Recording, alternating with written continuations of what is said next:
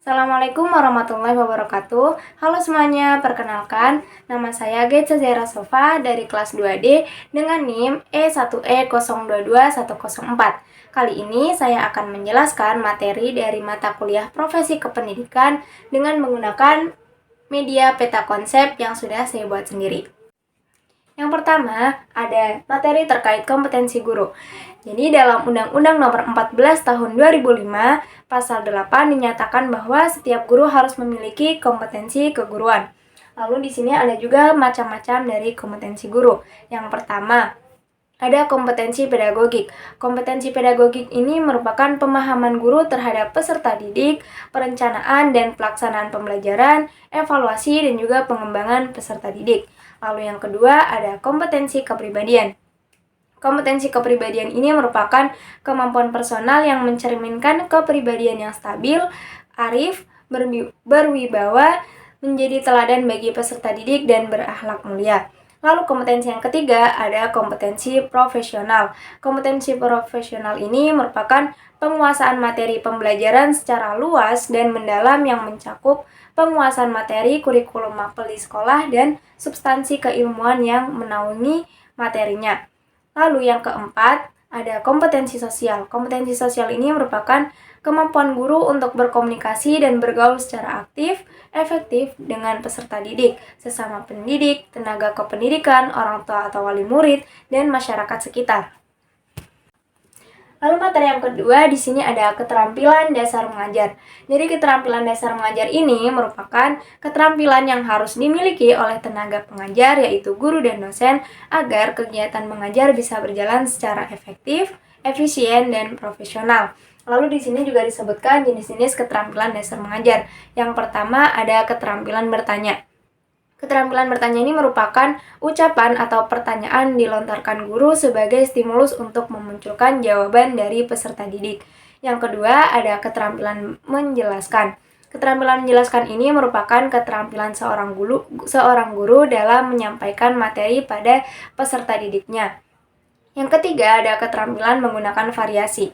Keterampilan menggunakan variasi ini merupakan keterampilan guru dalam mengajar dengan berbagai variasi untuk menarik pemahaman peserta didik.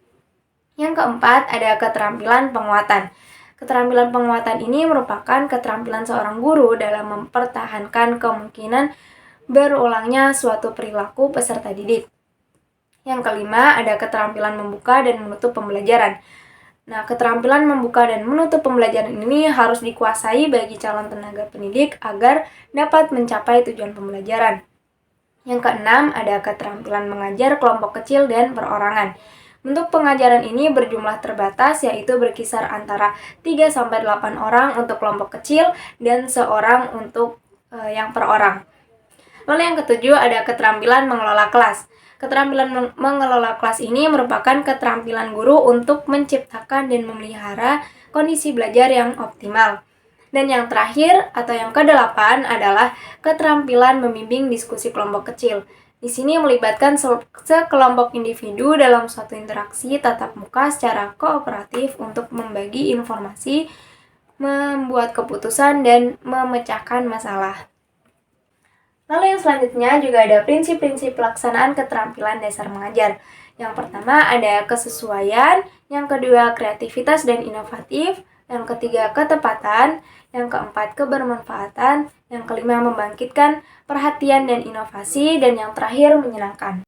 Lalu yang selanjutnya ada juga manfaat dari sertifikasi guru. Manfaat yang pertama tentunya untuk melindungi profesi guru dari praktik layanan pendidikan yang tidak kompeten sehingga dapat merusak citra profesi guru itu sendiri. Manfaat yang kedua, untuk menjadi wahana penjamin mutu bagi LPTK yang bertugas mempersiapkan guru dan juga berfungsi sebagai kontrol mutu bagi pengguna layanan pendidikan. Lalu manfaat yang ketiga ada melindungi masyarakat dan praktik pendidikan yang tidak berkualitas dan profesional. Dan yang terakhir menjaga lembaga penyelenggara pendidikan dari keinginan internal dan eksternal yang potensial dapat menyimpang dari ketentuan yang berlaku. Materi yang keempat ada organisasi profesi guru. Jadi organisasi profesi guru ini merupakan perkumpulan yang berbadan hukum yang didirikan dan diurus oleh guru guna mengembangkan profesionalitas guru. Lalu di sini juga terdapat tujuan dari organisasi profesi guru. Yang pertama ada meningkatkan dan mengembangkan karir anggota serta mutu pendidikan. Yang kedua mempromosikan hak-hak dan kepentingan guru. Yang ketiga mengembangkan kerjasama guru. Yang keempat, mendorong penelitian dan pengembangan dalam bidang keguruan. Yang kelima, meningkatkan dan mengembangkan kesejahteraan dan serta kesejahteraan anggotanya. Lalu yang terakhir, meningkatkan dan mengembangkan kesejahteraan untuk meningkatkan lahir dan batin para anggota. Lalu di sini juga terdapat macam-macam organisasi profesi guru di Indonesia, seperti Persatuan Guru Republik Indonesia atau yang biasa dikenal PGRI, lalu ada Musyawarah Guru Mata Pelajaran atau MGMP. Lalu di sini juga ada Kelompok Kerja Guru atau KKG dan Ikatan Petugas Bimbingan Indonesia IPBI. Ini adalah contoh-contoh organisasi profesi guru yang terkenal di Indonesia. Materi yang kelima ada ruang lingkup supervisi. Makmur 2012 menjelaskan bahwa supervisi ini bisa dilakukan melalui motivasi, dorongan, pembinaan, dan juga pemberian kesempatan. Di sini terdapat jenis-jenis supervisi.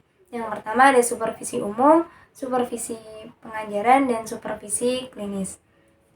Lalu di sini juga terdapat hal-hal yang perlu diperhatikan saat supervisi.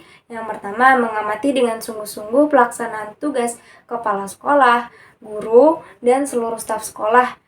Itu tuh diketahui dengan jelas tugas yang dilaksanakan itu sudah sesuai dengan rencana atau tidak.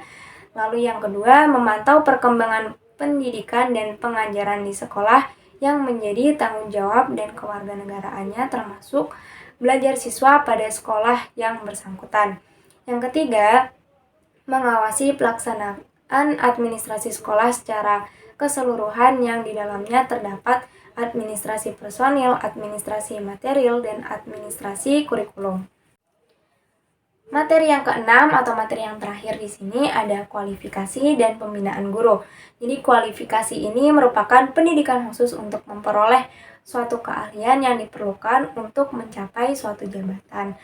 Lalu sedangkan kalau pembinaan guru ini merupakan serangkaian upaya untuk mengembangkan dan meningkatkan kompetensi suatu kualitas guru dalam melaksanakan tugas profesinya.